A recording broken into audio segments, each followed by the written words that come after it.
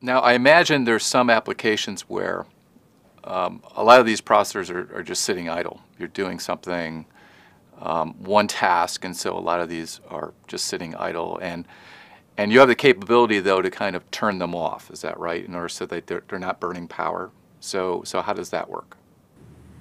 So for some of these devices, you can even turn off CPU cores if they're not in use. One of the things we had custom with Crate, again, this is just on the CPU side, is we could change the frequency independent of each other core. So that's to minimize power as well. But the other cores, if they weren't actively in use in the first place, if you don't have your camera app open or something that's not using uh, the camera, it's the ISPs aren't necessarily awake, so it's not necessarily that it needs to be actively managed in that case. But depending on And the ISP is one of the signal processors. image signal processor, yes, yes.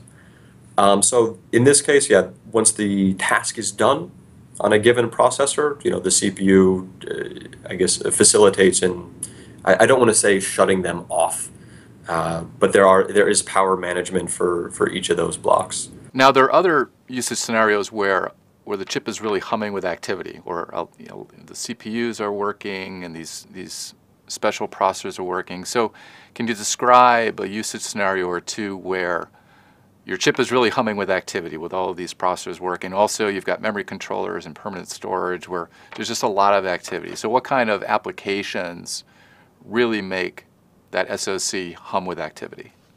Sure. One of the cases we use for some of our power testing is actually much like what we're doing now, a video conference. So if you're doing this on your phone, the camera is going to be engaged, the ISPs.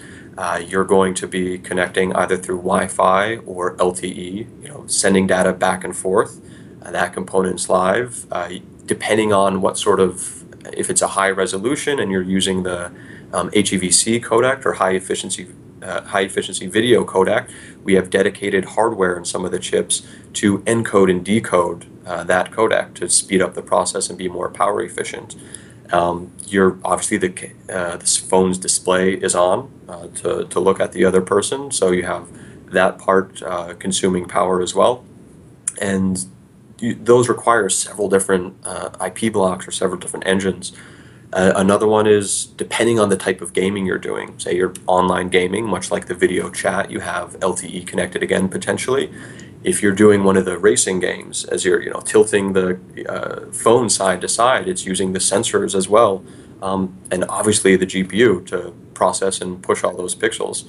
So depending on the usage, there can be many different IP blocks in play, but then there's also multitasking. So say I was actually, playing a game while, talking to my family because it wasn't an interesting conversation, whatever the case might be, I might be using different IP blocks.